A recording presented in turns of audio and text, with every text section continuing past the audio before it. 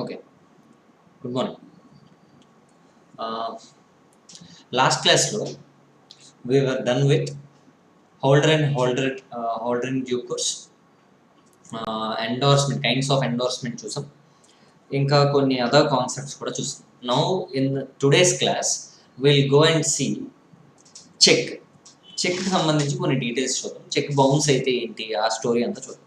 Last few topics ఇంకా pending ఉన్నాయి. ఈ టాపిక్ అయిపోయిన తర్వాత ఈరోజు సెషన్ అయిపోయిన తర్వాత I upload another session with in 2 or 3 days. దాంతో మనకి enter negotiable instrument act with in 5 classes it will be done. Okay, మీకు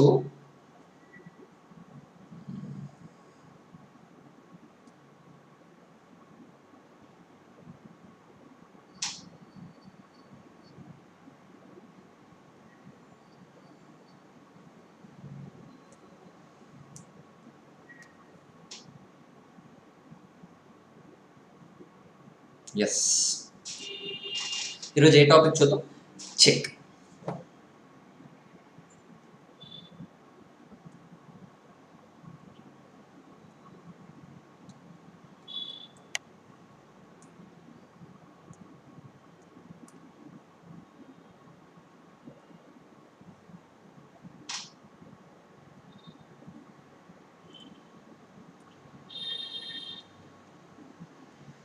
చెక్ స్టోరీ ఏంటో చూద్దాం. ఫస్ట్ డే ఇట్ సెల్ఫ్ నేనేం చెప్పాను, చెక్లో పార్టీస్ ఎవరు ఉంటారు ఏంటి అన్ని చూసాం.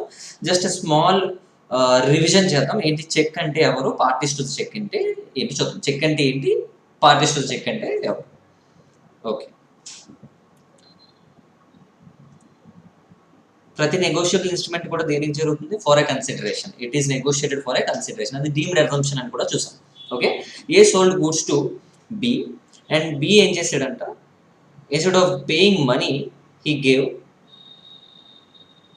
చెక్. ఒక చెక్ అనేది ఇచ్చాడంట. ఏకి ఒక బ్యాంక్ ఉంది, ఎస్బీఐ.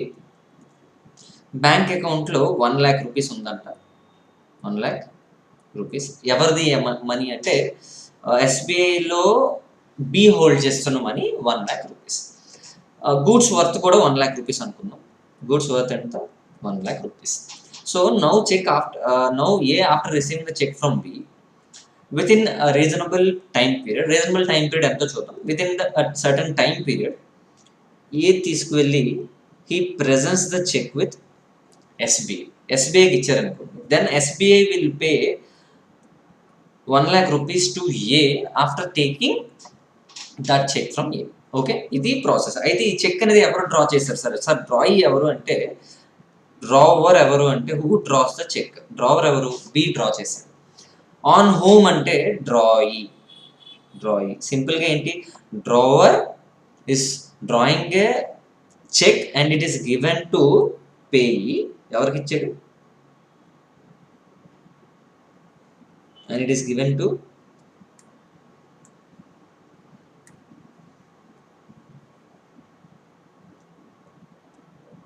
పేయి. మన ఎగ్జాంపుల్లో పేయి ఎవరు? ఏ.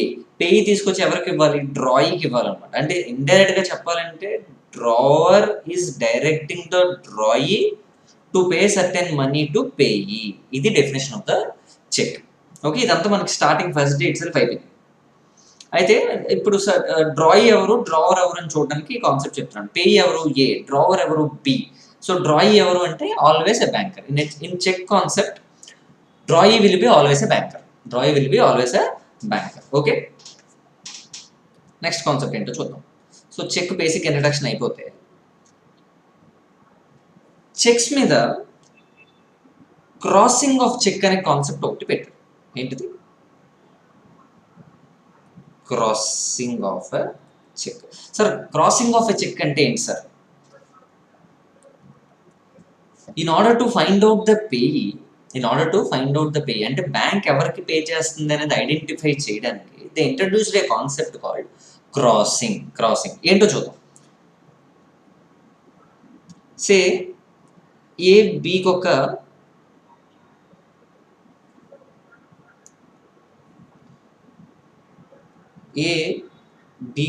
బేరర్ చెక్ ఇచ్చాడంట. ఏ బికి ఒక బేరర్ చెక్ ఇచ్చాడు. ఈ బి దగ్గర ఉన్న బేరర్ చెక్ని సి అనే పర్సన్ కొట్టేశాడంట, థెఫ్ట్ తీసుకువెళ్ళి ఎస్బీఐలో ప్రజెంట్ చేశాడు. ఈ ఎస్బీఐ అంటే ఎవరి bank account? A's bank account. ఇప్పుడు సి వచ్చి ఎక్కడ ఇచ్చాడంట? ఎస్బీఐ. సో ఎస్బీఐ ఏం చేసిందంటే it paid money to C. First option ఎలా పే చేసింది? బై క్యాష్ పే చేసిందంట, బై క్యాష్. సెకండ్ ఆప్షన్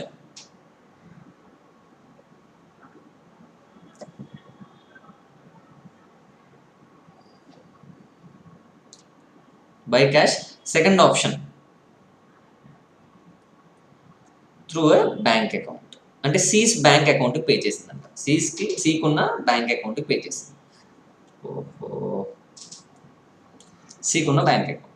ఇప్పుడు క్యాష్లో పే చేస్తే అసలు సి అనే పర్సన్ ఐడెంటిఫై చేయగలమా అనేది క్వశ్చన్. క్యాష్లో పే చేస్తే సి అనే పర్సన్ ఐడెంటిఫై చేయగలం, even though SBI paid money to C. Second ఆప్షన్లో సికి ఒక బ్యాంక్ అకౌంట్ ఉంటుంది, అందులో పే చేసాం అనుకోండి, బ్యాంక్ అకౌంట్కి సంబంధించి మనకి ఏమొస్తుంది? కేవైసీ ఉంటుంది, అంటే సి అనేది ఎవరు అనేది we can be able to identify. For this purpose ఎవరు పే అంటే ఎవరు? ఈ కేసులో ఎవరైతే మనీ తీసుకున్నారో వాళ్ళు సి. ఈవెన్ దో మనీ ఎవరికి వెళ్ళాలి? బికి వెళ్ళాలి, బట్ సి ఎన్కాష్ చేసుకున్నాడంట దాన్ని, to identify the person who has encashed the same. దానికోసం ఏం చేస్తారంటే క్రాసింగ్ అనే కాన్సెప్ట్ని ఇంట్రడ్యూస్ చేశారంట. So once the cheque is crossed, ఒక చెక్ ఇలా ఉందనుకోండి, అందులో ఇలా క్రాస్ చేస్తే దెన్ దాని మీనింగ్ ఏంటి అంటే ఖచ్చితంగా దిస్ బ్యాంక్ ఎవరు? SBI shall pay through bank account only. Bank అకౌంట్లోనే పే చేయాలంటే క్యాష్ ఇవ్వడానికి అవ్వదు, చేతికి క్యాష్ ఇవ్వడానికి ఛాన్స్ లేదు. సో ఖచ్చితంగా బ్యాంక్లోనే ఎవరికి పే చేయాలంట? C. So further going C అనే పర్సన్ ఎవరు అనేది ఐడెంటిఫై చేయడానికి ఈజీగా ఉంటుంది. For that purpose they introduced a concept called crossing. That to this crossing is called general crossing. అయితే there is another type of crossing, special crossing అని ఉంటుందంట. ఇంకోటి ఏంటి? Special crossing. సార్ క్రాసింగ్కి స్పెషల్ క్రాసింగ్కి డిఫరెన్స్ ఏంటి సార్ అంటే, special క్రాసింగ్లో will name a bank,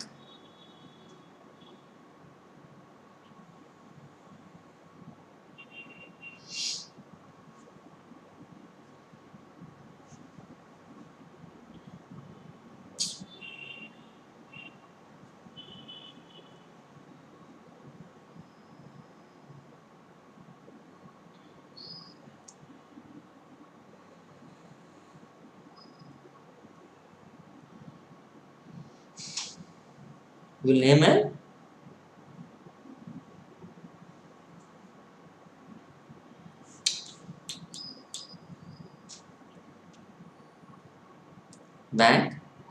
bank name ఏమని తీసుకున్నా? ఎస్బీఐ. Bank name SBI. ఒక్క నిమిషం ఉండండి.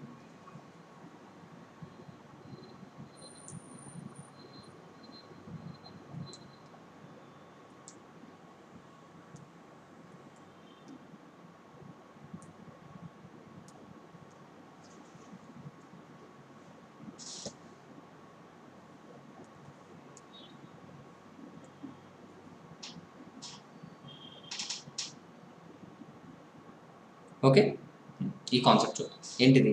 ఫస్ట్ వన్ మనం ఏం చూస్తున్నాం ఇప్పుడే, general crossing.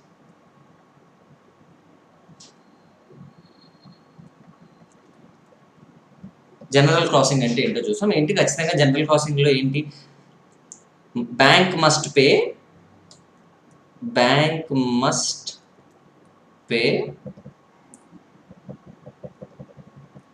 Through a bank account only. Bank అకౌంట్లోనే పే చేయాలంట, క్యాష్ పేమెంట్ చేయడానికి అవ్వదు. అయితే స్పెషల్ క్రాసింగ్ అంటే ఏంటంటే సేమ్ చెక్ మీద 2 క్రాసులలో పెట్టి ఎస్బీఐ అని రాశారనుకోండి, then the bank one it is paying money to the payee ఎలా పే చేయాలంటే it must pay through a bank account, అంటే క్రాసింగ్ ఉంది కాబట్టి బ్యాంక్ అకౌంట్లోనే చేయాలంట, and that bank must be SBI. In case ఇక్కడ హెచ్డిఎఫ్సి అని రాశారనుకోండి, హెచ్డిఎఫ్సి అని రాసి ఎవరికి ఇవ్వాలి? ఆ particular bank HDFC bank account అయితేనే పే చేయాలి. సే ఇప్పుడు ఒక ఎగ్జాంపుల్ చూద్దాం. A has given cheque to B. ఆ చెక్ ఏంటంటే స్పెషల్ క్రాసింగ్, దట్టు దాని మీద ఏమని రాస్తుందంటే ఎస్బీఐ అని రాస్తుందంట, దట్టు ఎస్బీఐ అని రాస్తుంది. సో ఏస్ బ్యాంక్ అకౌంట్ ఎస్బీఐలో ఉంది, బికి హెచ్డిఎఫ్సిలో ఉంది, ఇందులో హెచ్డిఎఫ్సిలో ఉంది. ఇప్పుడు బి ఏం చేశాడంట, ఎస్బీఐ దగ్గరికి వెళ్ళి సార్ నా మనీ నాకు ఇవ్వండి అని చెప్పి అడిగారంట ఈ చెక్ ఇచ్చి. సో ఎస్బీఐ ఏమంటుందంటే okay I will give you, A bank అకౌంట్లో వేయాలని అడగారు. ఎందుకు, ఆల్రెడీ క్రాసింగ్ జరిగింది కాబట్టి ఖచ్చితంగా ఎందులో పే చేయాలి, బ్యాంక్ అకౌంట్లోనే పే చేయాలి కాబట్టి ఎస్బీఐ ఏమడుగుతుంది, what account do you have అని అడిగిందంట. అంటే which bank account do you have, వీడు ఏమైనా ఆన్సర్ చెప్పాడు, హెచ్డిఎఫ్సి అని ఆన్సర్ చెప్పాడు, హెచ్డిఎఫ్సి. హౌవెవర్ ఈ స్పెషల్ క్రాసింగ్లో ఏమని రాస్తుంది, ఎస్బీఐ అని రాస్తుంది.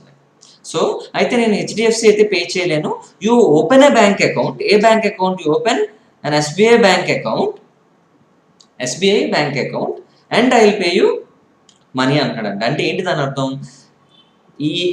ఈ క్రాసింగ్లో ఏ బ్యాంక్ నేమ్ అయితే రాస్తే ఆ బ్యాంక్ అకౌంట్లోకే మనీ వెళ్ళాలి, ఆ బ్యాంక్ అకౌంట్లోకే మనీ వెళ్ళాలి. So this is the difference between general crossing and special crossing. So general crossing అంటే ఏంటంటే it must be paid through a bank account, or second one special crossing అంటే ఏంటంటే it must be paid through a specified banker only. Specified banker ఎవరు, నా ఎగ్జాంపుల్లో SBI.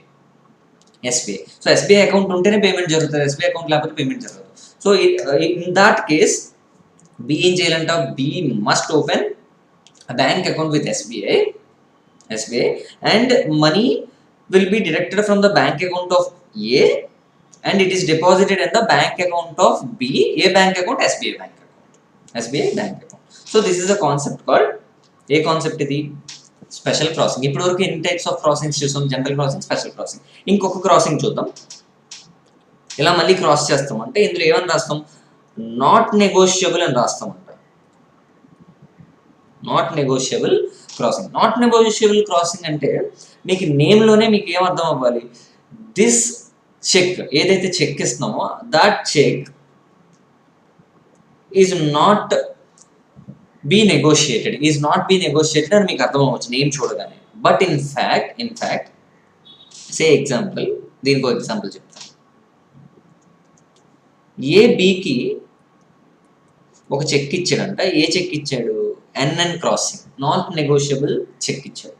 So ఇప్పుడు నా question ఏంటంటే can B negotiate this cheque, అంటే negotiate అంటే ఏంటి, ట్రాన్స్ఫర్, ఎండోర్స్.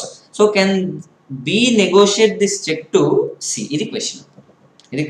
సో ఈ టైప్ ఆఫ్ చెక్ ఇస్తే, నాట్ నెగోషియబుల్ చెక్ ఇస్తే can B endorse it to C, ఫర్దర్గా ఇంకా దేనికైనా ఎండోర్స్ చేయొచ్చా, ఇది question. Answer will be, name చూసి మోసపోకండి, answer will be yes. B can endorse this check to C for consideration. అంటే even though the name says it is not negotiable, it is negotiable for consideration. However, ఇందులో ఒక logic ఏంటంటే, imagine చేయండి మీరు CHDC అనుకోండి. Who is a HDC అనేది మనం last సెషన్లో చూసాం. హెచ్డిసి అంటే ఎవరు అని చెప్పి, హెచ్డిసి అంటే ఎవరు, గుడ్ బాయ్, ఇన్నోసెంట్ బాయ్ అని చెప్పాను. సో అతనికి హెచ్డిసికి ఏముండాలి, కొన్ని ప్రివిలేజెస్, కొన్ని రైట్స్ ఇచ్చారు. హెచ్డిసికి షెల్ హ్యావ్ సమ్ రైట్స్. ఆ రైట్స్ ఏంటి అంటే, వన్ ఆఫ్ ద రైట్ చెప్తాను. ఒక రైట్ ఏంటి, there is a defect in the title of B. ఏంటంటే టైటిల్ ఆఫ్ బిలో డిఫెక్ట్ ఉందంట. హౌవెవర్ అది ఎవరి దాకా వచ్చింది, హెచ్డిసి వరకు వచ్చిందంట. హెచ్డిసికి వచ్చిందంటే దాని మీనింగ్ ఏంటి, 4 కండిషన్స్ సాటిస్ఫై అవ్వాలి. Good faith, possession, in the time రావాలి. 4 కండిషన్స్ ఉన్నాయి కదా, ఆ 4 కండిషన్స్ సాటిస్ఫై అయితే then he'll be called as HDC. ఈ వన్స్ హెచ్డిసి అయితే ప్రీవియస్ హోల్డర్కి టైటిల్ ఉందా లేదా అనేది నాకు అనవసరం. ఈవెన్ దో ప్రీవియస్ హోల్డర్కి టైటిల్ లేకపోయినా, if it is proved defective, he'll get the title. అంటే ఏంటి, HDC will get better title than the previous holder even though the title prove defective in his hands. ఎవరి హ్యాండ్స్లో, B హ్యాండ్స్లో. ఇది one of the right given to the HDC. You can go to lecture number 2, అందులో మీకు privileges to హెచ్డిసిలో ఒక పాయింట్లో చెప్పాను. HDC will get better title than the previous holder అని చెప్పాను. Very very important concept. అందులో ఎగ్జాంపుల్ చెప్పాను, ఆ ఎగ్జాంపుల్ ఒకసారి చూసుకొని ఇక్కడ కోరిలేట్ చేసుకున్నాను. హౌవెవర్ అదెందుకు సార్ ఇక్కడ చెప్పారు అంటే, ఇన్ కేస్ బి కానీ సికి నెగోషియేట్ చేసినప్పుడు నాట్ నెగోషియబుల్ చెక్ని కానీ నెగోషియేట్ చేస్తే, అంటే ఏంటి, ఎండోర్స్ చేస్తే, ఈవెన్ దో సి హెచ్డిసి అయినా he will not get any right if it if it is proved that B has no title, అంటే ఏంటి, if there is a defect in B's title and he endorses the same to C, and if he endorses the same to C and C, even though C will be the HDC అంటే ఏంటి 4 conditions satisfy అయినా కానీ he will not get a better title than B. So this is the difference between this not negotiable and HDC. So HDC అయితే ఏమై ఉండాలి, ఖచ్చితంగా better title రావాలి. అదే నాట్ నెగోషియబుల్ చెక్ కానీ ఎండోర్స్ చేస్తే ఈవెన్ దో హెచ్డిసి కూడా ఏం రాదంట, బెటర్ టైటిల్ రాదు. So this concept is called not negotiable cheque. So not negotiable cheque అవ్వాలి అంటే first of all either it can be specially crossed or generally crossed. Crossing అయితే అవ్వాలి అంటే ఖచ్చితంగా బ్యాంక్లోనే కట్టాలి. ఎన్ఎన్ అని ఉందనుకోండి, నాట్ నెగోషియబుల్ అని ఉందనుకోండి, అలా ఉన్న it can be endorsed, it can be negotiated, however it is for consideration only. Even though consideration చేస్తే ఏమవ్వాలి, హెచ్డిసి అయినా కానీ అంటే హోల్డర్ ఎవరు హెచ్డిసి అయినా కానీ he will not get better title than B. So బీకే టైటిల్ లేదనుకోండి, బిఏ ఒక ఫ్రాడ్ అనుకోండి, C cannot derive any title from that negotiable instrument. This is called as not negotiable instrument. And the last crossing is account payee crossing. ఏంటిది, account payee crossing. It is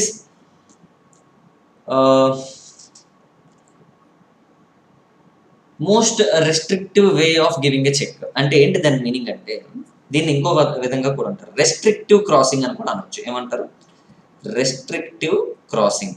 దీని meaning ఏంటంటే, ఒకసారి account pay check కానీ మనం ఎవరికైనా ఇచ్చామంటే ఆ account pay cheque further ఎండోర్స్మెంట్కి ఛాన్స్ లేదు. సో ఒకసారి ట్రాన్సాక్షన్ జరగాలి. అంటే ఏ బీకి ఇచ్చిన తర్వాత it cannot be again endorsed. అంటే ఏంటి, అకౌంట్ పే చెక్ ఇచ్చాడు, అకౌంట్ పే చెక్లో ఎలా ఉంటుందంటే క్రాస్ చేస్తాం, దానిలో అకౌంట్ పే అని రాస్తాం. సో అకౌంట్ పే అని ఇచ్చినప్పుడు దీనిలో సెక్యూరిటీ ఎక్కువ ఉంటుందంట. ఎందుకు, పేయి ఎవరు, అక్కడ ఈ చెక్ మీద ఎవరి పేరు అయితే రాస్తామో, ఎవరి బ్యాంక్ అకౌంట్ నెంబర్ అయితే రాస్తామో వాళ్ళ బ్యాంక్ అకౌంట్ నేమ్ వాళ్ళ బ్యాంక్ అకౌంట్లోకే వెళ్తుంది, అది ఇంకెవరి బ్యాంక్ అకౌంట్లోకి వెళ్తాం. So that is called as account payee cheque. It is also called as restrictive crossing అంటాం. అండ్ ఇంకొక ఇంపార్టెంట్ పాయింట్ ఏంటంటే, account payee cheque cannot be negotiated. Account payee cheque ఏం చేయలేమంటే it cannot be negotiated. So to summarize, there are 4 types of crossings. First type of crossing is general crossing. Second type of crossing is special crossing. Third one not negotiable crossing. Fourth one account payee crossing. Account payee crossing ki another name is restrictive crossing. So general crossing ante daniki meaning entanta money shall be paid through bank account only. అదే special అయితే ఏంటి, money shall be paid through specified banker only. A bank పేరు రాస్తే ఆ బ్యాంక్లోకే డబ్బులు పంపించారు. Third one not negotiable అనే పేరులో ఉన్న it can B negotiated for consideration. And even though holder in due course will not get the better title if it is proved that previous holders title is defective. And the last point is account payee check. Account payee check another name is restrictive crossing, and it cannot be endorsed further. దాన్ని ఇంకా endorse చేయలేం. These are the types of crossings available in negotiable or in cheque. Okay, I hope you are all getting this. Okay, ఇప్పుడు ఒక beautiful concept ఉంది, అందులో కదా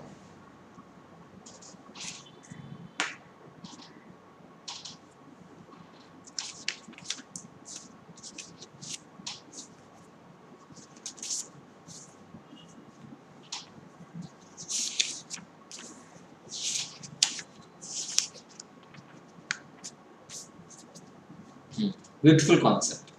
మొన్న holder in due course చూసాం. ఏం చూసాం, HDC. Holder in due course అమ్మాయికుడు కాబట్టి అతనికి ఏమి ఇచ్చాం, రైట్స్ ఇచ్చాం. కొన్ని రైట్స్ ప్రివిలేజెస్ ఏదో ఇచ్చామో అది నోట్స్ కూడా చెప్పాను. You can just refer that notes along with examples. Okay, ఇలాగే there is one more concept called payment in due course. ఏమంటారంట, payment in due course, PDC. అయితే పాయింట్ ఏంటంటే, హోల్డర్ ఇన్ డ్యూ కోర్స్ అంటే ఎవరు, the person who is holding the negotiable instrument will have some rights because he is innocent. అలాగే the person who makes the payment sometimes will be relieved from the liability. ఎప్పుడో చూద్దాం. Simple ఎగ్జాంపుల్స్తో చూద్దాం. Payment in due course, ఎవరైతే pay చేస్తున్నారో, సే example ఏ బీకి check ఇచ్చాడంట. ఈ check తీసుకొచ్చి ఎస్బీఐలో పే చేశారు. ఎస్బీఐలో బ్యాంక్ అకౌంట్ ఉంది and SBI paid money to B. So ఇక్కడ పేయింగ్ బ్యాంకర్ ఎవరు? SBI paying money to B. Paying banker SBI. Receiving banker ఎవరు? సే ఎగ్జాంపుల్ బికి హెచ్డిఎఫ్సిలో బ్యాంక్ అకౌంట్ ఉందనుకోండి. రిసీవింగ్ బ్యాంకర్ ఎవరు? హెచ్డిఎఫ్సి. సో ఇప్పుడు నేనేం మాట్లాడుతున్నానంటే పేమెంట్ ఇన్ డ్యూ కోర్స్. కొన్నిసార్లు ఎస్బీఐ అనే person will be relieved from the liability. ఏ కేసెస్లోనో చూద్దాం. Okay, first of all we need to see, డీటెయిల్గా చూద్దాం, ఎగ్జాంపుల్స్లో చూద్దాం. అందాక ఏంటి? Paying banker will be relieved from certain liabilities. So there will be no liability on the paying banker. ఎప్పుడు అంటే if he is covered under the definition called payment in due course. అతను ఏదో పేమెంట్ చేశాడంట, ఆ payment in due course అయిందంటది. Payment in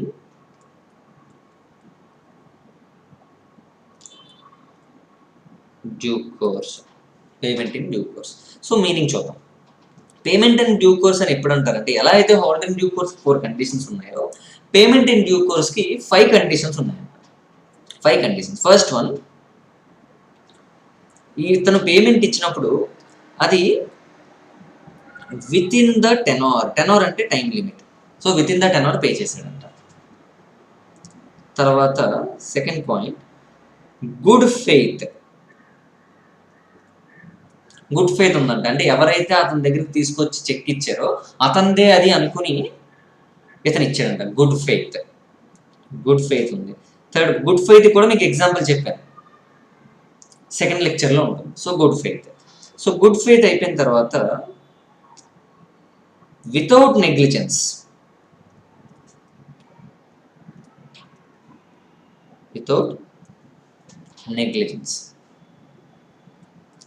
fourth point ఎవరికి ఇచ్చారంటే payment made to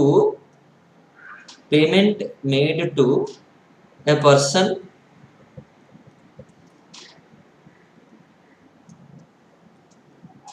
who has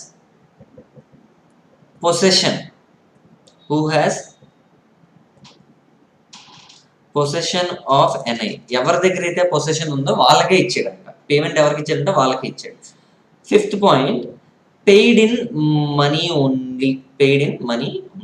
so ఈ 5 కండిషన్స్ సాటిస్ఫై అయితే then he'll be called as PDC. ఒకసారి పీడీసీలో పే చేస్తే then he'll be relieved from certain liabilities. ఏంటో చూద్దాం అవన్నీ. సో ఫస్ట్ ఆఫ్ ఆల్ ఏంటంటే పేమెంట్ అనేది విత్ ఇన్ ద టెనోర్ ఇవ్వాలంట, and it must be in good faith, and it must be without negligence, made to a person who has possession of the negotiable instrument, and it is paid in money only.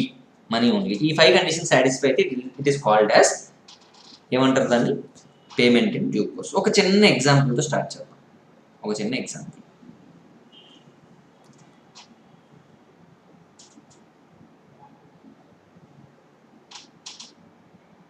ఏ బీకి goods sale చేశాడంట. బీకి ఏం చేశాడు? Goods sale చేశాడు. And B ఏమి ఇచ్చాడు? Check ఇచ్చాడు. So check ఇచ్చే టైంకి ఎగ్జాక్ట్గా ఒక చెక్ అనేది డ్రా చేసి, ఎవరు డ్రా చేశారంట? బి అనే పర్సన్ డ్రా చేసి ఇలా ఒక క్రాస్ చేసి ఇట్ ఈస్ గివెన్ టు ఏ. ఇద్దరు కలుసుకున్నారంట. బి ఏకి ఇలా అందిస్తున్న టైంలో సడన్ గా ఎవరో బైక్ మీద నుంచి వచ్చి ఆ చెక్ పట్టుకొని వెళ్ళిపోయారంట. ఏమైంది? ఆ చెక్ తీసుకొని వెళ్ళిపోయిన తర్వాత ఏ కంగారు పడుతున్నాడంట, చెక్ పోయింది అని చెప్పి. బి మాత్రం ఏమంటున్నాడంట, పోతే పోయింది, పర్వాలేదని నేను చూసుకుంటాను అంటున్నాడంట. ఏ అన్నాడు, ఎందుకు అలా అంటున్నావు? చెక్ పోయింది కదా, వాళ్ళు ఇన్ కేస్ మనీ విత్డ్రా చేస్తే ఏం చేస్తావు అన్నాడు. బి ఏమన్నాడంట, అప్పుడు నేను దాని మీద క్రాస్ చేశాను అంటే ఖచ్చితంగా నా బ్యాంకర్ ఏం చేస్తాడంటే, బీస్ బ్యాంకర్ ఎస్బీఐ అనుకోండి. ఎస్బీఐ ఏం చేయాలి? When it is paying the money to the person who is withdrawing the same, ఎలా పే చేయాలి? It must be paid through bank only. Bank account ఎవరి దగ్గర ఎందులో పడుతుందో మనకు తెలిసిపోయినప్పుడు we can easily trace out the person who is encashing the same. So అందుకని చెప్పి బి రిలాక్స్డ్గా ఉండడం. బి ఏం చేశాడు? రిలాక్స్డ్గా ఉన్నాడు. అయితే బి ఏం చేశాడు? ఎస్బీఐ దగ్గరికి వెళ్ళాడు. బిఏ ఇద్దరు కలిసి ఓకే ఎస్బీఐ దగ్గరకు ఒకసారి వెళ్దాం, ఎవడొచ్చాడో చూద్దాం, ఎవరైనా ఎన్కాష్ చేసుకొని ఉంటారు కదా, వెళ్ళి చూద్దాం అని చెప్పి ఎస్బీఐ దగ్గరికి వెళ్ళి ఎస్బీఐని అడిగారంట. ఎస్బీఐని అడిగి ఇలా ఒక చెక్ మీ దగ్గరికి వచ్చింది, ఆ చెక్ ఎవరు ఎన్కాష్ చేసుకున్నారో నాకు చెప్పండి అన్నారు. ఎస్బీఐ చూసి ఏం చెప్పాడంటే, అవును 1,00,000 రూపీస్ చెక్ వచ్చింది, చెక్ని నేను క్యాష్లో పే చేశానని చెప్పాడంట. ఎవరు చెప్పారు ఈ మాట? ఎస్బీఐ. ఎస్బీఐలో ఉన్న బ్యాంకర్ ఎవరైతే ఉన్నారో ఆ పర్సన్ ఏం చెప్పాడంట, ఐ పెయిడ్ త్రూ క్యాష్ అని చెప్పాడంట. అప్పుడు వెంటనే డింగమని ఇటు గెలిగిందంట. ఏమని? బీకి. బి ఏం చెప్పాడు?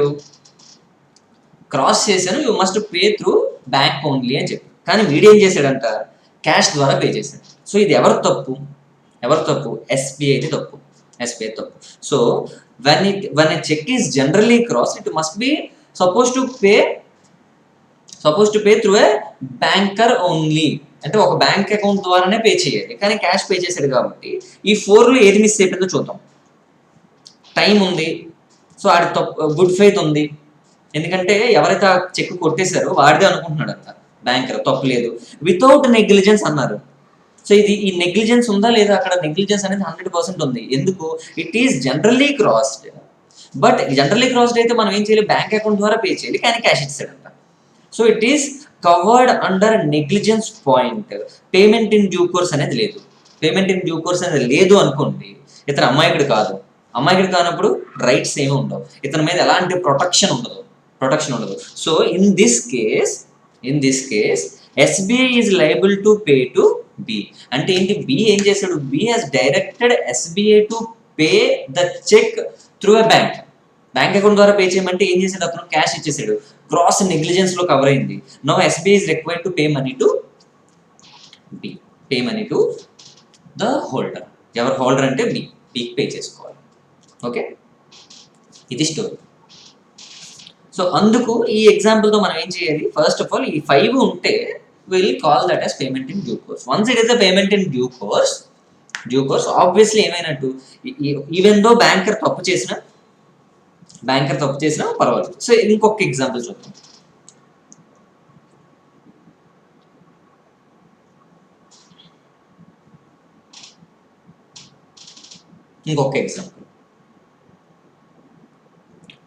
ఏ బికి చెక్ ఇచ్చాడంట. మార్చని చూడండి, ఏ బికి చెక్ ఇచ్చాడు. ఆర్ ఇంకొక ఎగ్జాంపుల్ చెప్తాను, వేరే example.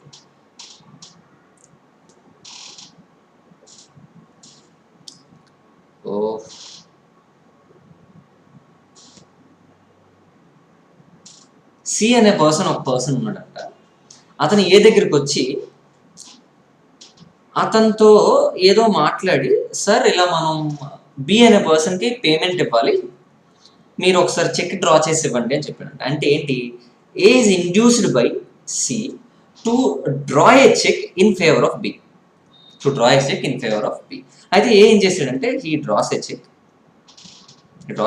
In favour of B ఫేవర్లో డ్రా చేశాడంటే ఇచ్చేసాడు. ఎవరికి ఇచ్చాడు? సికి. ఇప్పుడు సి ఏం చేయాలి? ఇది తీసుకువెళ్ళి బికి ఇవ్వాలి. ఎందుకు? Because it is drawn in favour of B. C in the meanwhile ఏం చేశాడంటే, ఇప్పుడు ఎవరి పేరు మీద ఉంది? అది బి పేరు మీద ఉంది. బి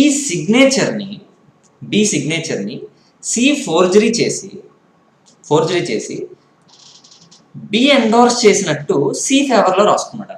అంటే సి ఏం చేశాడంటే, సింపుల్గా he forges the signature of B and it is endorsed in favour of C's name. అతని పేరు మీదే రాసేసుకున్నాడు అంట.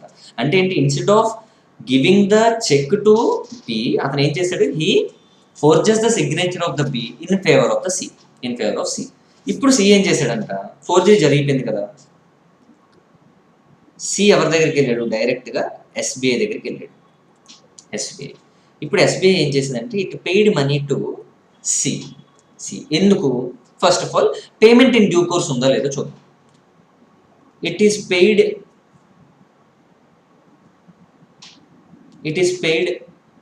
విత్ ఇన్ ద టెనోర్ అంటే ఏంటంటే టైం లిమిట్. సో చెక్కి ఆ 3 months టైం ఉంటుంది, ఆ టైంలోపే పే చేసామంట. సో టెనోర్ ఉంది.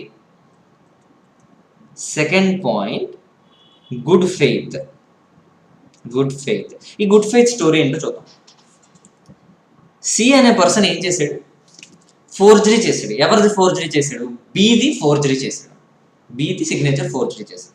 సో బ్యాంకర్కి బి సిగ్నేచర్, బి ఎవడో తెలుసా అసలు? ఏ బ్యాంక్ సంబంధించిన హోల్డర్ ఎవరు అసలు? బ్యాంక్ అకౌంట్ హోల్డర్ ఎవరు? ఏ. అంటే ఎస్బీఐకి ఎవరి సిగ్నేచర్ తెలుస్తుంది?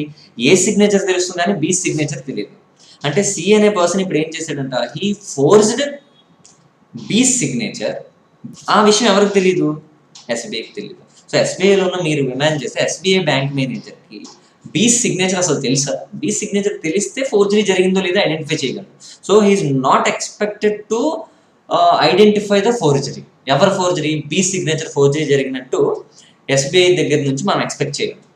సో గుడ్ ఫెయిత్ అతనికి తెలియదు, అది ఫోర్జరీ జరిగిందనే విషయం ఎవరికి తెలియదంట?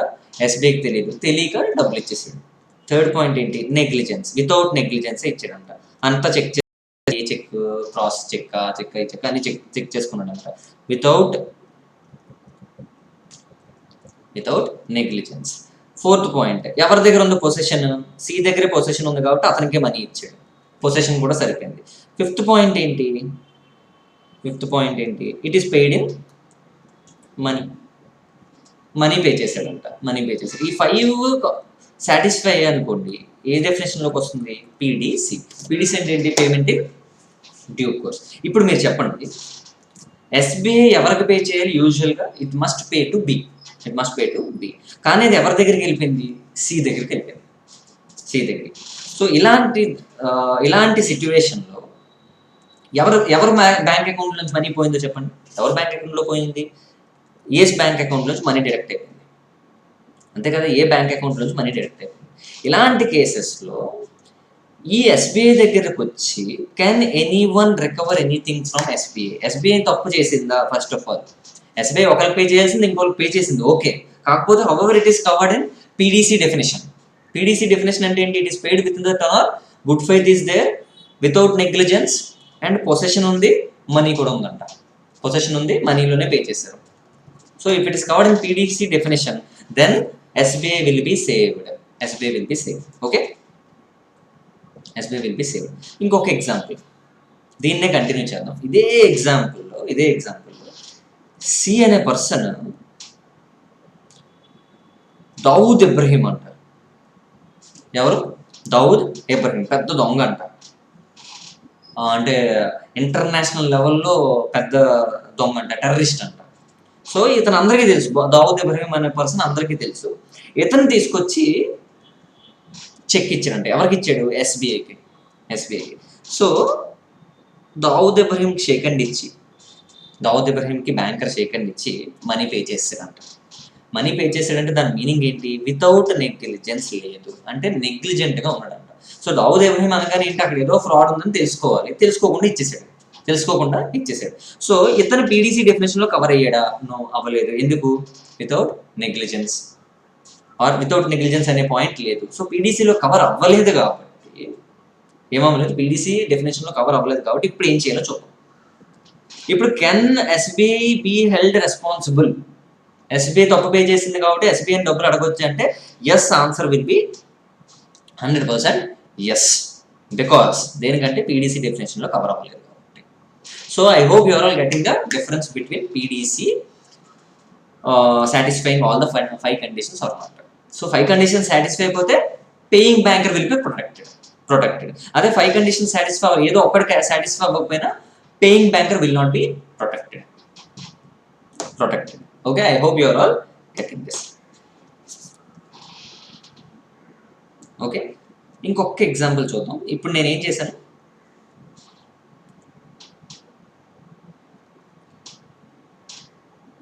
ఏ బికి మీరు ఆన్సర్ చెప్పండి. దీనికి నేను చెప్పిన ఎగ్జాంపుల్ అంతా విని you tell me the answer.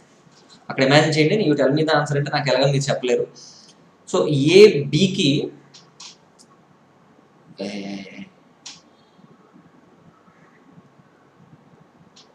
Money ఇవ్వాలి, and he had given with cheque. Cheque ఇచ్చాడంట.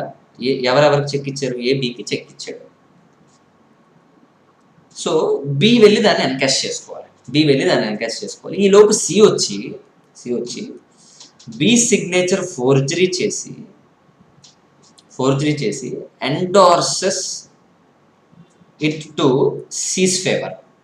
C వచ్చి ఫోర్జరీ చేసి ఎండార్స్ చేసుకున్నాడు అంటే ఎవరి పేరు మీద? సి పేరు మీద. సో బ్యాంకుకి వెళ్ళాడు. ఎవరి బ్యాంక్ అది? ఎస్బీఐకి. ఎవరి bank account? A's bank account. So C వెళ్ళి ఎస్బీఐకి ప్రజెంట్ చేసి ఎస్బీఐ వెళ్ళి పెయిడ్ మనీ.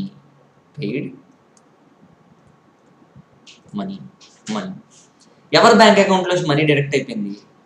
ఏ బ్యాంక్ అకౌంట్లో మనీ డైరెక్ట్ అయిపోయింది. అర్థమైందా? అంటే ఏంటి? ఏ బ్యాంక్ అకౌంట్లో డైరెక్ట్ అయ్యి బికి వెళ్ళాల్సింది సికి వెళ్ళిపోయింది. ఇప్పుడు బి ఏమడుగుతున్నాడంటే, బి ఏ దగ్గరికి వచ్చి, బాబు నువ్వు నాకు మనీ ఇవ్వాలి కానీ నాకు ఇవ్వలేదు అని అన్నాడంట. నేను చెక్ ఇచ్చాను కదా అంటే, ఆ చెక్ ఏదో జరిగింది, నా బ్యాంక్ అకౌంట్లో డబ్బులు రాలేదు, ఎవరో సి బ్యాంక్ అకౌంట్లోకి వెళ్ళిపోయింది అన్నాడు. ఇప్పుడు ఏ వచ్చి, can A come to SBI and ask the money paid to సిని అడగొచ్చా? ఇది ఫస్ట్ క్వశ్చన్. సో ఇది ఆన్సర్. మీరు ఆలోచించి చెప్పండి. సిని అడగొచ్చా?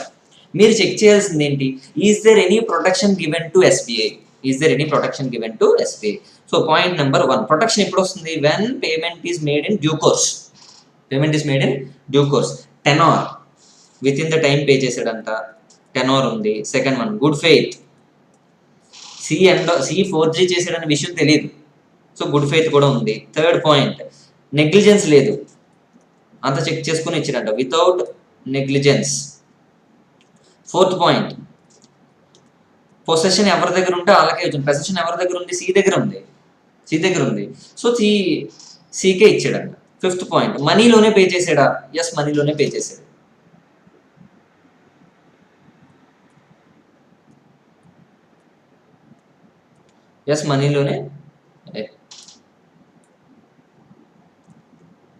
పొసెషన్ ఉందా? ఫిఫ్త్ పాయింట్, మనీలోనే పే చేశాడు. ఎస్, మనీలోనే పే చేశాడు. సో ఈ 5 సాటిస్ఫై అయిపోతే దాని it is covered under PDC definition. PDC definition లో కవర్ అయిందంటే SBI will be saved even though it has made payment to a person to whom it is not suppose to pay. అయినా కానీ it will be saved. అయితే నా doubt, same ఎగ్జాంపుల్లో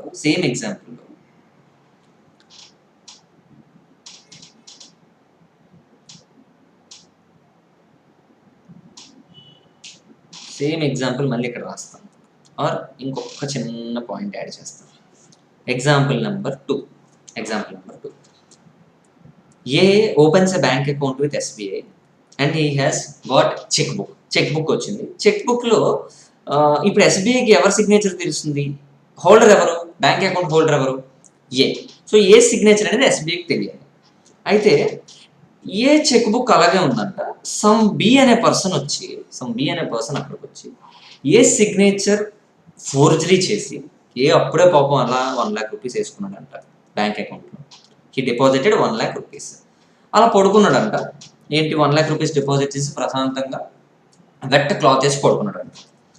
ఇప్పుడు B వచ్చి పడుకున్నాడు కదా అని చెప్పి చెక్ బుక్ తీసి ఫోర్జరీ చేసిందంట. ఎవరు? బి ఫోర్జరీ చేశాడు. ఎవరి సిగ్నేచర్ ఫోర్జరీ చేశాడు? ఏ సిగ్నేచర్ ఫోర్జరీ చేసి బి ఫేవరబుల్గా రాసుకొని he came to SBI. So ఇప్పుడు ఎస్బీఐ ఏం చేసిందంటే, it paid money to B. ఇప్పుడు వీడు లేచాడంట. ఎవరు? పడుకున్నాడు కదా ఇందాక, వెట్ క్లాత్ డ్రై అయిపోయిందంటే లేచాడు. వెట్ క్లాత్ డ్రై అయిపోయిన తర్వాత లేచాడంట. అతను లేచి లేవగానే ఫోన్ చూడగానే 1 lakh రూపీస్ విత్డ్రాన్ అని వచ్చిందంట, త్రూ ఏ చెక్ అని చెప్పి. నేనే చెక్ ఇష్యూ చేయలేదు కదా అని చెప్పి వెంటనే ఎక్కడికి వచ్చాడు? పరిగెట్టుకుంటూ ఎస్బీఐకి వచ్చాడంట. ఎస్బీఐ దగ్గరికి వచ్చిన తర్వాత ఎస్బీఐ ఈ చెక్ నేనేం ఇవ్వలేదు, ఎలా మరి నువ్వు చేసావంటే, నాకు ఈ చెక్ వచ్చింది కావాలంటే చూడన్నదంట. ఈ సంతకం నేను పెట్టలేదు అన్నాడంట. ఎవరు? ఏ. ఈ సంతకం నేను పెట్టలేదు, ఈ సిగ్నేచర్ నేను పెట్టలేదు అన్నాడంట. మరి నువ్వు పెట్టకపోతే నాకేం తెలుస్తుంది అన్నాడు. అయితే నెగోషియబుల్ ఇన్స్ట్రుమెంట్ యాక్ట్ ఏం చెప్పిందంటే, okay, in this situation can SBI be saved? ఎస్బీఐని సేవ్ చేయగలమా అంటే, is there any protection available for SBI? ఇది మీరు ఆలోచించి చెప్పండి.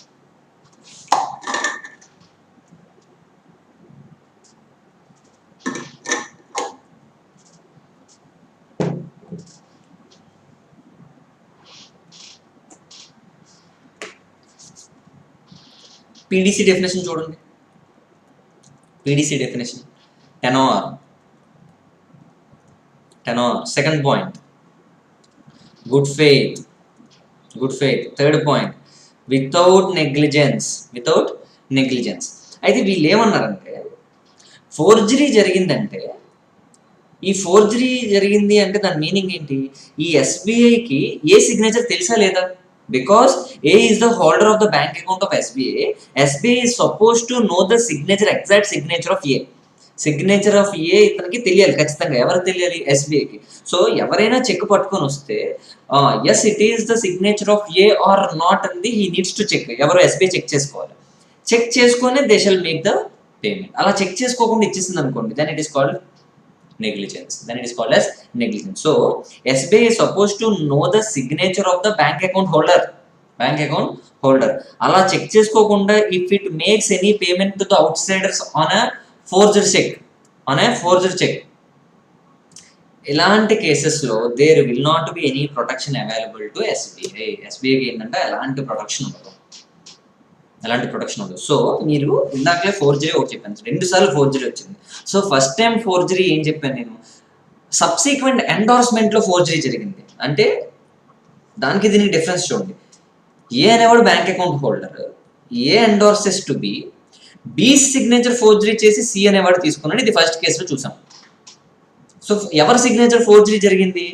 ఎవరిదో ఎండార్సర్ సిగ్నేచర్ ఫోర్జరీ జరిగింది అంటే not of the drawer, not of the bank account holder. ఎవరో ఫర్దర్ పర్సన్స్ ఎవరిదో సిగ్నేచర్ ఫోర్జరీ జరిగింది అనుకోండి, మనం ఎస్బీఐ దగ్గర నుంచి ఎక్స్పెక్ట్ చేయగలం అసలు is SBI suppose to know the signature of the outsider B. తెలుసుకోవచ్చా? నో అంటే ఏంటి? నెగ్లిజెన్స్ అనే పాయింట్ అక్కడ మనకు అప్లికబుల్ కాదు. So he will be covered under the definition of PDC. Once పీడీసీలో అయితే SBI will be saved. Second example ఏం చెప్పాను? A signature is forged by B and it is given to SBI. SBI ఏం చేసిందంట? Without checking the signature of the A whether it is forged or not, it paid money to B. So negligence ఉందంట. Check చేసుకోవాల్సిన responsibility is with SBI. చేయలేదు కాబట్టి ఏమవ్వాలి? Obviously PDC definition cover అవ్వదు. And no protection.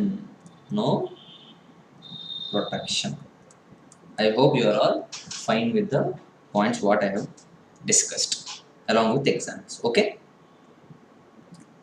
crossing అయిపోయింది and protection to the paying banker కూడా అయిపోయింది. Past examination questions మీ దగ్గర ఏ బుక్ ఉంటే ఆ బుక్లో చూసుకోండి. సేమ్ క్వశ్చన్ చదవగానే మీకు ఆన్సర్ అర్థమైపోతుంది. ఎవరు ఫోర్జరీ చేశారు ఏంటంది క్లియర్గా మీకు అక్కడ ఉంటుంది. ఓకే, ఇప్పుడు మీరు చెప్పండి. 2 ఎగ్జాంపుల్స్ అడుగుతాను. A has given B. ఏ చెక్ ఇచ్చాడు? Generally crossed cheque, GC generally crossed cheque ఇచ్చాడంట. B presented the check with SBI. SBI paid cash to B. Is SBI liable for this transaction? Liability ఉంటుందా? Yes. ఎందుకు? Generally crossed కాబట్టి బ్యాంక్లోనే pay చేయాలి, క్యాష్లో pay చేశారు. Okay, I hope you are all getting this. ఇంకో example. A బికి specially crossed cheque ఇచ్చాడంట. స్పెషల్లీ క్రాస్డ్ హెచ్డిఎఫ్సి అని ఇచ్చాడంట. బి వెళ్ళి ఏ బ్యాంక్ అకౌంట్ ఏంటి? ఎస్బీఐ. సో బి వచ్చి ఎవరికి ఇచ్చాడు? ఎస్బీఐకి ప్రజెంట్ చేశాడు. SBI has made the payment to B. A bank అకౌంట్లో పే చేశాడంట? కొటక్ మహీంద్రా బ్యాంక్లో పే చేశాడంట. It is suppose to be paid through HDFC, but ఎందులో ఇచ్చాడు? కేఎం బ్యాంక్లో ఇచ్చాడంట, కొటక్ మహీంద్రా. సో ఇలాంటి కేసెస్లో హెల్డ్ ట్రస్ట్ పేమెంట్ అయితే చేశాడు, కానీ వేరే బ్యాంక్ అకౌంట్ చేశాడంట. చేయొచ్చా? Is there any protection available for SBI? No, because specially crossed cheque అంటే ఏంటి? ఆ బ్యాంక్లోనే పే చేయాలి, కానీ ఇతను ఎవరి దాంట్లో పే చేశాడు? కొటక్ మహీంద్రాలో పే చేశాడు. So SBI will be held responsible for this mistake. Okay, I hope you are all getting this. ఇప్పటివరకు మనం ఏం చూసాం? Payment in due course, protection to the paying banker. ఇంకొక కాన్సెప్ట్ చూద్దాం. ఇదేంటంటే protection to the collecting banker. Or మీరు ఒక పని చేయండి, protection to the collecting banker అనే కాన్సెప్ట్ ఒకటి ఉంది, అది మీరు అలా చదవండి. Same protection to the paying banker ఎలాగో కలెక్టింగ్ బ్యాంకర్ కూడా అలాగే ఉంటుంది, సేమ్. సో అది మీరు చదివి you can relate the examples to that particular concept. Okay, నేను ఒకసారి చదివి వినిపిస్తున్నాను చూడండి. Protection to the collecting banker అంటే ఎగ్జాంపుల్ కూడా రాసేస్తాను.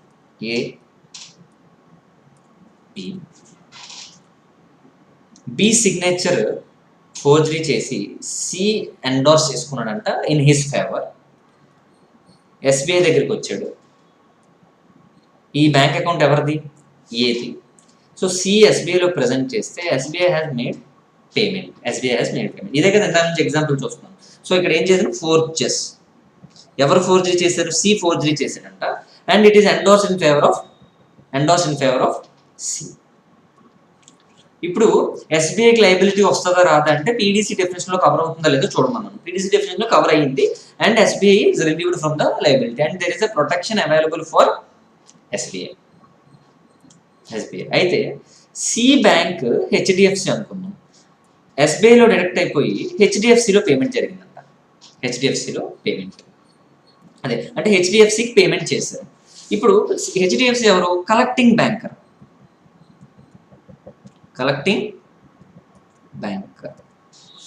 ఇప్పుడు can A come to HDFC? అసలు ఏ మనీ డైరెక్ట్ అయిపోయింది అంటే it is suppose to be paid to B, but it is paid to C's bank account. ఏంటి? హెచ్డిఎఫ్సి. ఇప్పుడు నా question ఏంటంటే can A come to HDFC bank అంటే collecting banker, can A recover anything from HDFC? ఇది point. HDFC no, HDFC నుంచి ఏమీ recover చేసుకోలేదు. అంటే ఏంటి?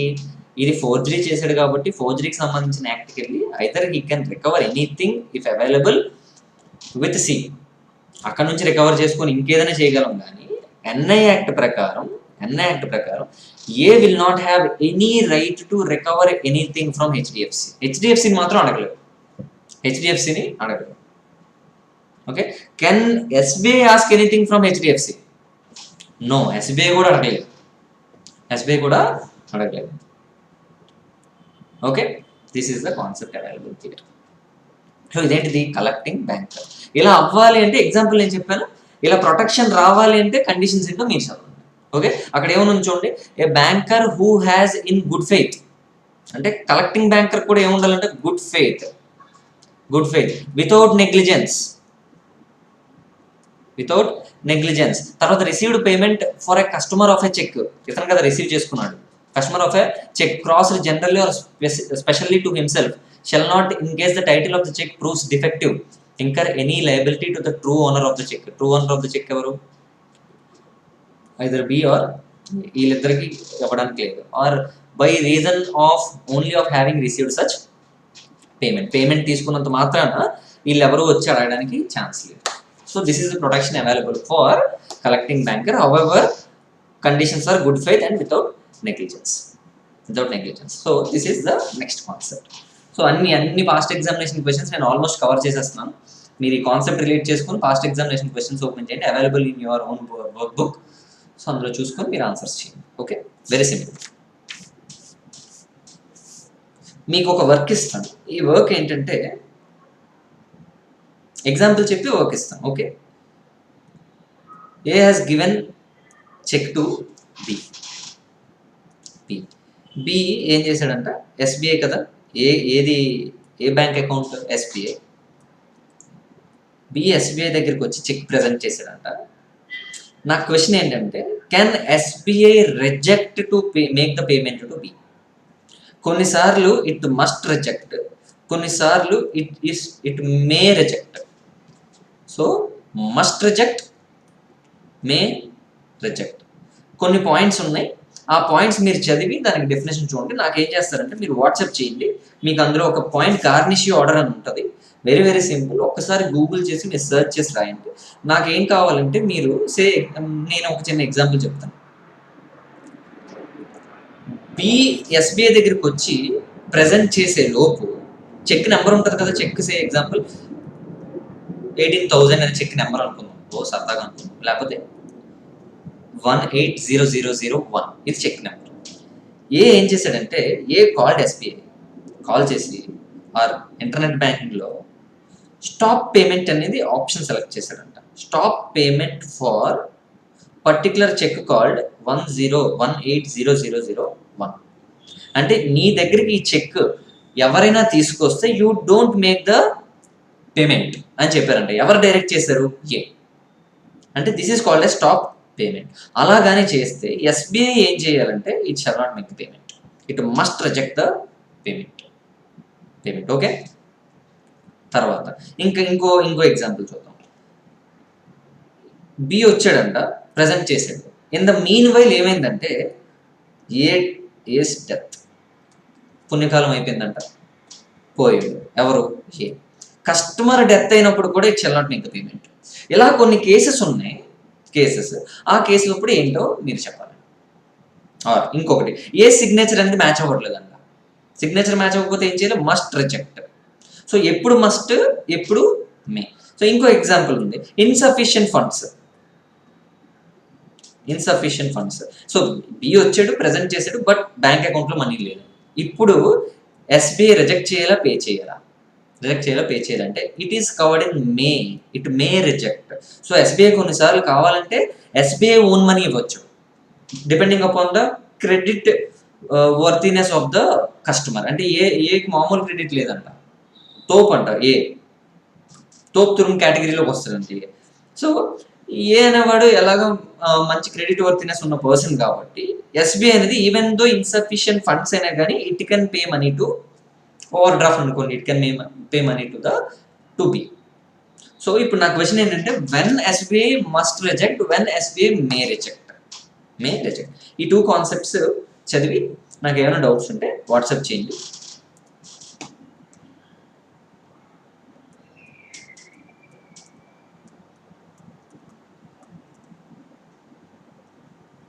నెంబర్కి వాట్సాప్ చేయండి, చూద్దాం.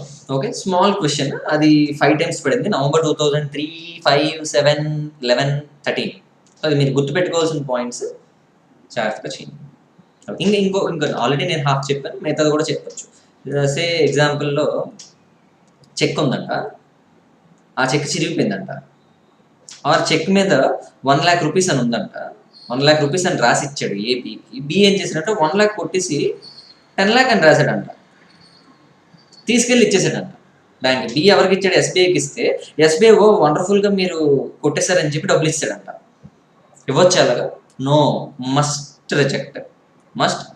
ఎందుకు? మెటీరియల్ ఆల్టరేషన్ అన్న దాని అంటే అది క్యాన్సిల్ అయిపోయింది అన్నది, ఇంకా దానికి పనికిరాదు. సో ఇలాంటివి ఏమైనా ఉంటే పనికిరావు అనమాట, కొట్టివేతలు ఉంటే పనికిరాదు. సో ఇలా డేటే లేదంట చెక్ మీద, మస్ట్ రిజెక్ట్, డేట్ కూడా ఉండాలి. So these are the points. So ఒకసారి మీరు అవన్నీ అలా చదువుకుని ఎగ్జామ్కి వెళ్ళండి. ఓకే, ఇంకొక చిన్న సెక్షన్ ఉంది, సెక్షన్ 129. అది 129 కాదు, సెక్షన్ 18.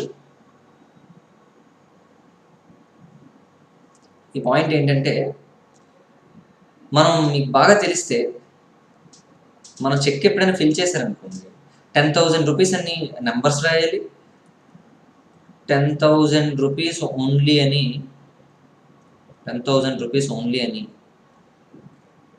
వర్డ్స్లో కూడా రాయాలి. అయితే when there is a difference between the numbers and the words, మీరు నెంబర్స్లోనేమో 1 lakh అని రాశారంట, నెంబర్స్లో 1 lakh రాశారు, వర్డ్స్లో 10,000 అనే రాశారు. వర్డ్స్లో ఏం రాశారు? 10,000. ఈ రెండిట్లో ఏది ప్రివైల్ అవుతుంది, ఏది ఫైనలైజ్ అవుతుంది అంటే answer will be words. So when there is a difference between the numbers and the words, answer ఏంటి? Words will prevail over numbers. Okay, చిన్న కాన్సెప్ట్.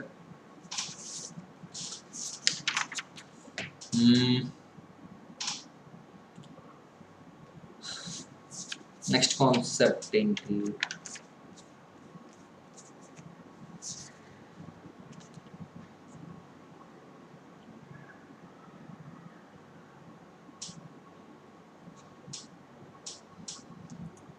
ఈ కాన్సెప్ట్ చూద్దాం.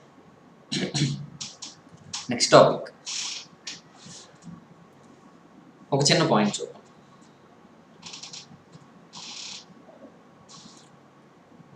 A's bank account SBI and he has 1 lakh rupees in his bank account. 1 lakh rupees in his bank account. And ఒక cheque ఇచ్చాడంట బికి. Cheque value 50,000 rupees. Cheque value అంట 50,000 rupees. B SBI దగ్గరికి వచ్చాడు. ఎస్బీఐకి ఎప్పుడు వచ్చాడంట? సో ఒక్కొక్క కండిషన్ చూద్దాం. ఒక్కొక్క condition. First of all, at the time of giving cheque to B, A is having balance in his bank account. ఎంత ఉంది? 1 lakh రూపీస్ ఉంది. Point number 1.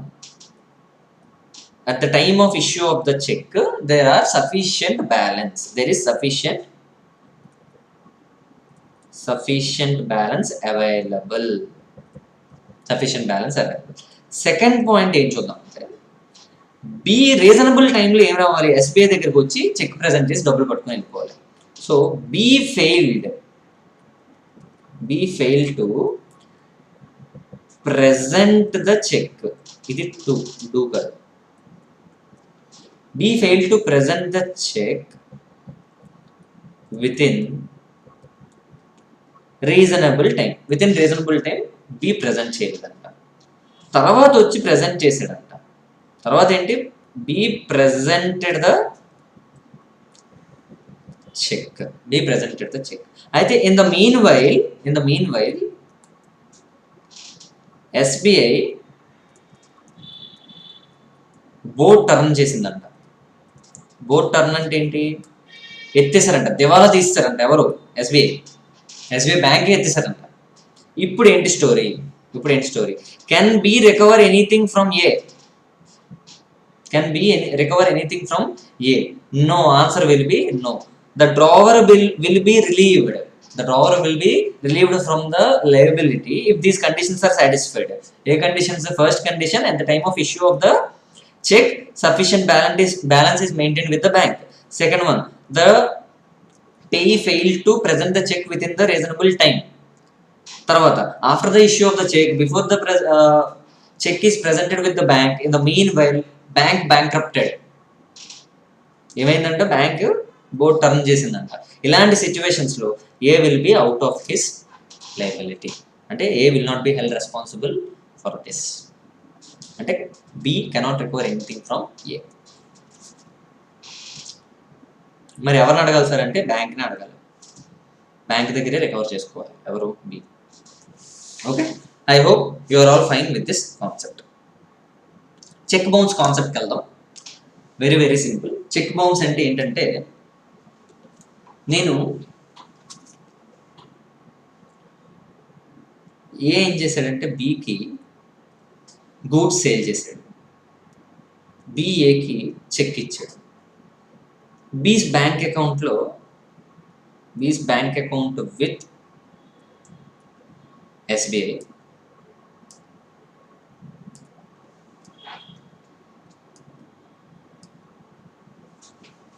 బీస్ బ్యాంక్ అకౌంట్ ఎక్కడ ఉందంట? ఎస్బీఐ దగ్గర ఉంది. ఏ వచ్చి ఎస్బీఐకి చెక్ ప్రజెంట్ చేశాడు. ఎస్బీఐ ఏముందంటే, పేమెంట్ చేయడానికి చూసి it open the bank account of B. Bank account open చేసి చూస్తే 0 బ్యాలెన్స్ ఉందంట. 0 బ్యాలెన్స్. ఇప్పుడు ఎస్బీఐ ఏం చేస్తుందంటే, it returns the cheque to the holder. ఎవరికి? It returns the cheque to the holder. ఈ హోల్డర్ ఇప్పుడు ఏం చేయాలంటే, he shall send a notice to the drawer. ఏమని? బాబు, నువ్వు నాకు చెక్ ఇచ్చావు కదా, నేను ప్రజెంట్ చేశాను, ఇన్సఫిషియెంట్ బ్యాలెన్స్ అని వచ్చింది, నాకు చెక్ బ్యాక్ ఇచ్చేసారు, నా మనీ నాకు ఇవ్వని చెప్పి అడిగాడు. సో అలా అడిగిన దగ్గర నుంచి within certain time notice వచ్చిన దగ్గర నుంచి B must pay money to A. B ఏం చేయాలంట? B must arrange funds to A. ఇలా కానీ పే చేయలేదు అనుకుంటే, A within the certain time specified అంటారు ద యాక్ట్. ఏ టైం ఏంటో అన్ని చూద్దాం. ఏం చేయాలంట? he must go to కోర్టుకి వెళ్తే కోర్టు ఏం చేస్తుందంటే, it will order imprisonment and it will impose penalty. It will impose the fine. Okay, ఈ మనకి ఏంటి ఇప్పుడు మీకు కండిషన్స్ ఏమన్నా? ఒకసారి మీరు మీ మీద చెక్ బౌన్స్ కేసు మీకు రావాలి అంటే first of all first point ఏంటి, డ్రావర్ ఇష్యూసే చెక్. డ్రావర్ చెక్ ఇష్యూ చేసిన తర్వాత పేయి తీసుకెళ్ళి బ్యాంక్లో ప్రజెంట్ చేయాలి.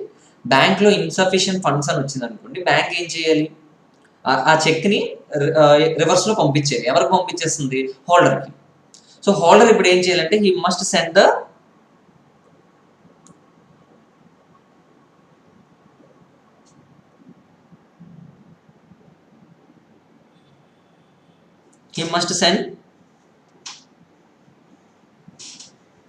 ఒక సీక్వెన్స్ లో రాద్దాం.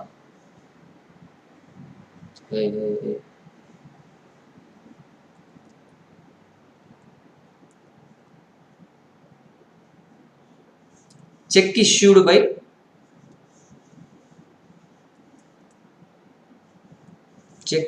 By drawer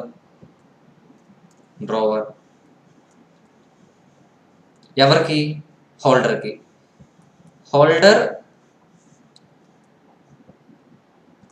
presents the check to banker. Bank ఏం చేయాలనుకుందంట, బ్యాంక్ ఏం చేసింది, థర్డ్ పాయింట్, ఇన్సఫిషియెంట్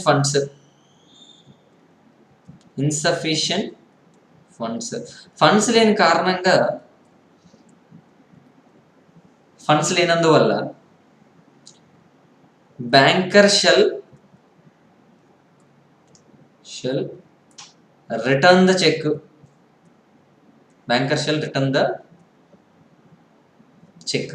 ఎవరికి చెక్ రిటర్న్ చేయాలి, హోల్డర్కి.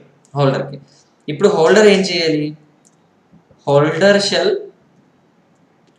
సెండ్ ద నోటీస్ టు ఎవరికి ఇవ్వాలి, డ్రావర్. ఎవరైతే డ్రా చేశారో అతనికి ఇవ్వాలి, బాబు ఇలా ఇచ్చావు నాకు నో ఫండ్స్ అని వస్తుంది అని చెప్పి. ఇప్పుడు హోల్డర్ ఏం చేయాలి, డ్రావర్ ఏం చేయాలి, shall make the payment to holder. అంటే హోల్డర్ ఆర్ పేయి, ఇతనే కదా పేయి. ఇఫ్ నాట్, పే చేయలేదనుకోండి, if not go to 6th point. 6th పాయింట్లో ఏమంటాడు ఇప్పుడు, holder goes to court. 7th point ఏంటి, కోర్ట్ ఆర్డర్స్. పనిష్మెంట్ ఏంటంట చూడండి, ఇంప్రిజన్మెంట్ 2 years. సరదాగా 2 సంవత్సరాలు అలా ఇల్లు చేయాలి. 2 సంవత్సరాలు ఎగ్జాక్ట్గా 2 సంవత్సరాలు కాదు, ఎగ్జాక్ట్గా 2 years మాత్రం. మ్యాక్సిమం 2 years అని ఇచ్చాడు అనమాట. So minimum point maximum 2 years, అంతకన్నా తక్కువ అవ్వచ్చు కానీ అంతకన్నా ఎక్కువ అవ్వడానికి లేదు. తర్వాత fine 2 times of the cheque amount. Cheque మీద ఎంత రాసామో దానికి 2 times అంట. 2 times పెనాల్టీ కట్టేలా ఉంటే అసలు చెక్ మనీ ఇచ్చేస్తాం కదా మనం.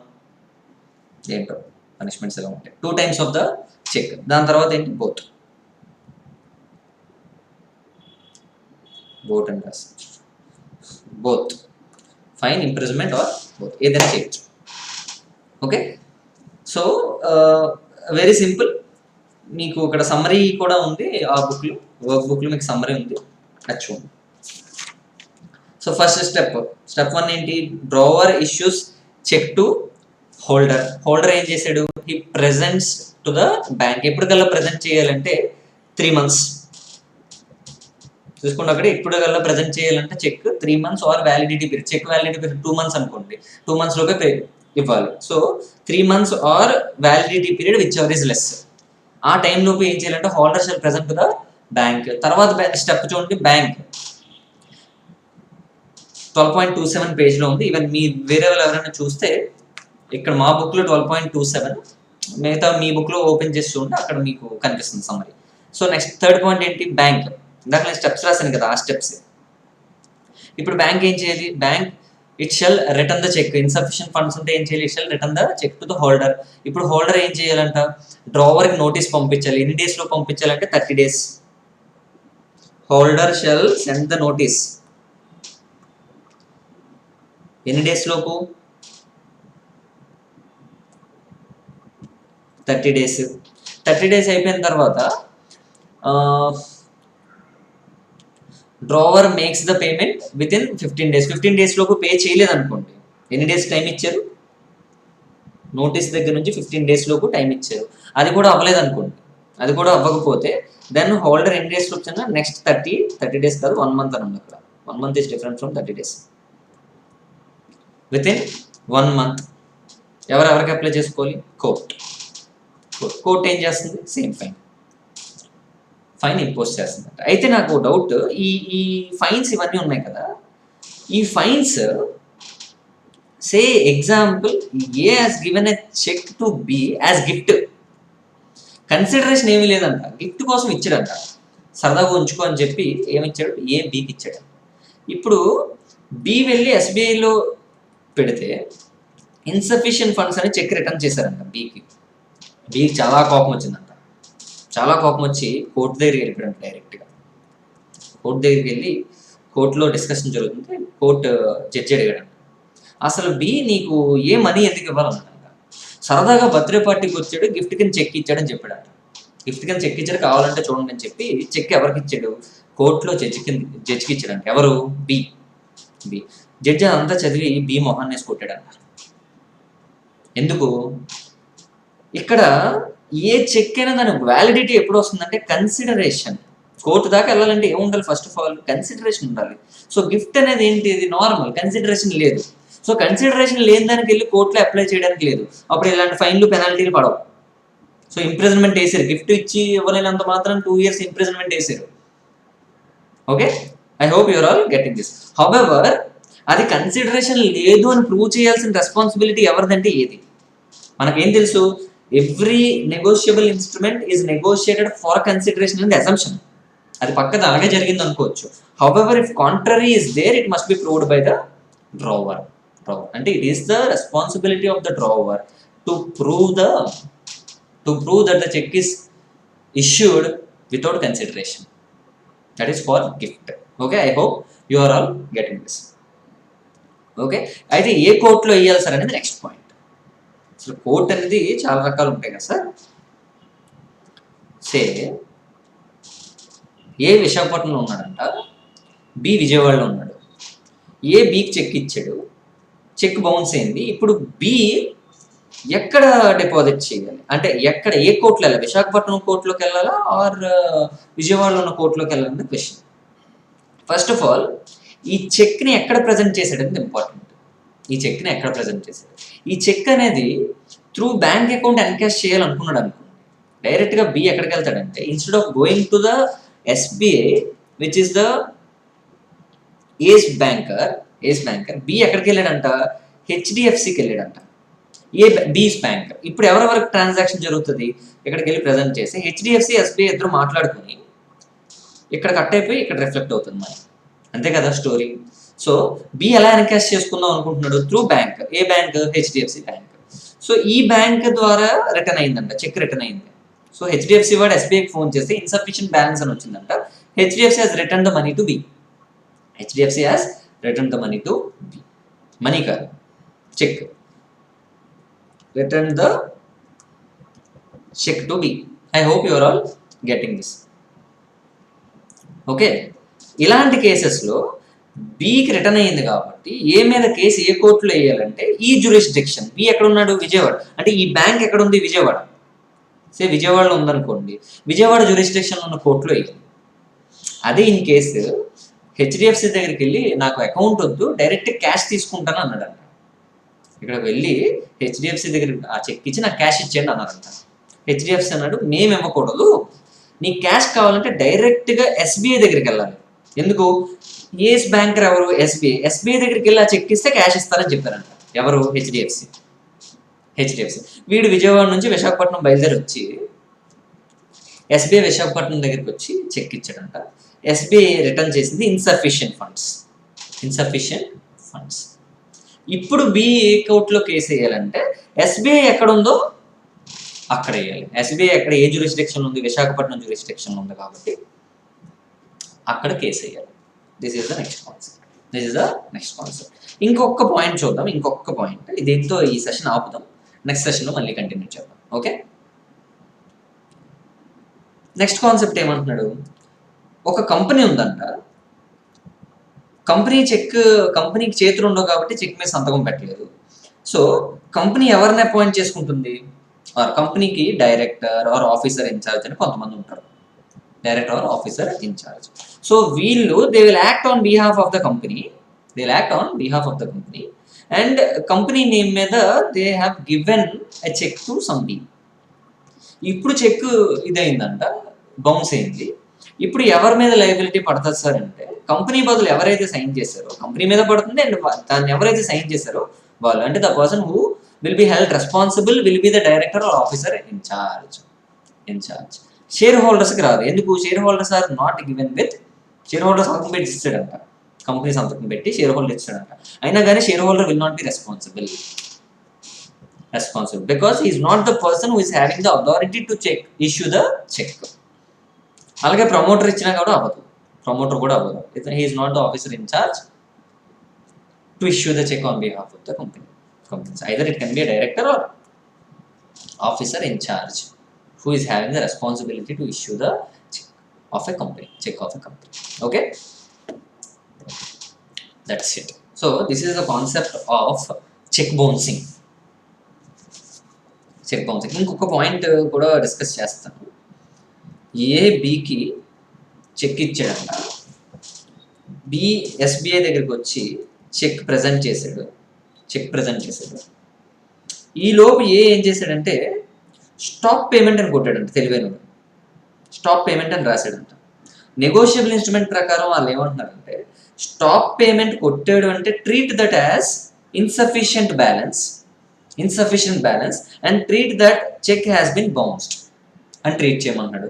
అండ్ ఒకసారి బౌన్స్ అయిందనుకోండి, సేమ్ ప్రొసీజర్, నోటీస్ ఇవ్వాలి అండ్ మళ్ళీ వాళ్ళు 15 days లోపు కట్టాలి. 15 days లో కట్టకపోతే 1 month లోపు కోర్టులో అప్లై చేయాలి. Court 2 years imprisonment 2 times of the cheque amount or both దాన్ని ఇంపోజ్ చేస్తారు. సో స్టాప్ పేమెంట్ కూడా ఆ పెనాల్టీస్ అన్ని అప్లై అవుతాయి. This is as per section number 138 ఏంటంటే ఈ 2 years పెనాల్టీస్ ఇవన్నీ ఉన్నాయి కదా, 2 years imprisonment 2 times of the cheque amount or both, అది section 138. So it will be section 138 will be applicable for stop payment also. Okay, so next సెషన్లో మిగతా చూద్దాం. Next session నేను యూట్యూబ్లో పబ్లిక్లో పెట్టట్లేదు, ప్రైవేట్లో పెడుతున్నాను. మీరు ఏం చేస్తారంటే, who ever is watching the session నాకు జస్ట్ ఒక వాట్సాప్ చేయండి, నేను మీకు ఆ ప్రైవేట్ లింక్ పంపిస్తాను. You can just watch. Any student ఎవరైనా కానీ ఏం చేయొచ్చు, మీకు లాస్ట్ లెక్చర్ అది మీకు కావాలనుకుంటే ఒకసారి నాకు వాట్సాప్ చేయండి, I will send you the private link. దాని రీజన్ ఏంటనేది నేను నెక్స్ట్ సెషన్లో చెప్తాను, ఎందుకు అలా ప్రైవేట్ లింక్లో పెట్టాల్సి వస్తుంది, పబ్లిక్లో ఎందుకు పెట్టట్లేదు అంటే I will tell you. Okay, మీరు ఏం చేస్తారు, లాస్ట్ సెషన్ మీరు చూసేలా ఉంటే you can just WhatsApp me and you can get the private link, you can just watch it at home. Okay, fine. ఇంకొక సెషన్లో will close the negotiable instrument act. Done.